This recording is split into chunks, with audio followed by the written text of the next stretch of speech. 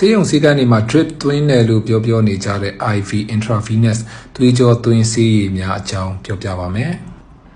ပထမအဆုံးတစ်မျိုးကတော့ NS လို့လည်းခေါ်တယ် normal saline ပေါ့ဒါမှမဟုတ်လို့ရှိရင်လည်း physiological saline PS လို့လည်းခေါ်ပါတယ်သူကတော့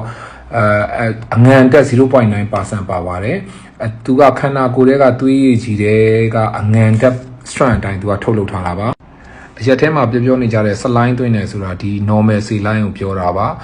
သူကတော့အဓိကတော့သွေးပေါင်ကြားတဲ့လူနာတွေသွေးပေါင်တက်ဖို့သုံးတာဖြစ်ပါတယ်တစ်ခါလေကျတော့လေဒီအနာတွေထိခိုက်ဒဏ်ရာတွေဆေးကြောဖို့အတွက်လည်းသူ့ကိုသုံးပါတယ်နောက်တစ်မျိုးကတော့ DS လို့ခေါ်ပါ dextro in saline ပေါ့သူက saline လို့ခေါ်တဲ့ normal saline ရဲ့ dextro လို့ခေါ်တဲ့ glucose ပေါ့အချိုဓာတ်ရဲ့သူကပေါင်းထားတာပါအဲဒါကြောင့်ချိုငံပေါ့ချိုငံရည်ဆိုပြီးတော့အလွယ်ခေါ်ကြပါတယ်နောက်တစ်မျိုးကတော့ DW ပေါ့5ဆိုတဲ့ကဏ္ဍကကြတော့သူက 5% အချိုဓာတ်ပါတယ်အတွက်ကြောင့်မို့လို့เนาะW ဆိုတာကျ water ရိုးရည်ပေါ့သူကအချို only ဖြစ်ပါတယ်အချိုရည်လို့ခေါ်တာပေါ့နောက်တစ်မျိုးကတော့ ringer lactic ဖြစ်ပါတယ်အတူကောက် ringer လို့ခေါ်တယ်ရေးလို့ရှိရင်တော့ R မြင်းဆောင် L လို့ရေးပါသူကအဓိကတော့ဒီ drip ထဲမှာminerals တွေဓာတ်စားတွေအာဟာရဓာတ်တွေအများကြီးပါပါတယ်အဓိကတော့ one shot တဲ့လူနာတွေအန်တဲ့လူနာတွေမှာသုံးတာပါ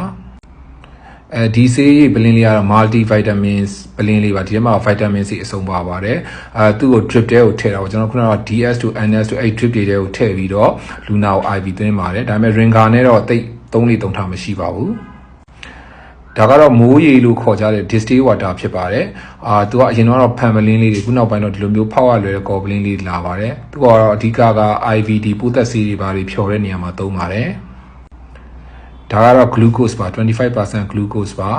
သူကြီးပဲသုံးလို့ရတယ်လို့မျိုး vitamin C နဲ့ရောပြီးတော့လည်းသုံးလို့ရပါတယ်သူကအဓိကအချိုဓာတ်ပါဝင်တာဖြစ်တဲ့အတွက်ကြောင့်မလို့စီးချိုဓာတ်ကျနေတဲ့သူတွေပြီးတော့အားနေတဲ့သူတွေအတွက်ကိုအဓိကထိုးပေးတာဖြစ်ပါတယ်စီးချိုဓာတ်တက်နေတဲ့လူတွေမှာတော့ဒီ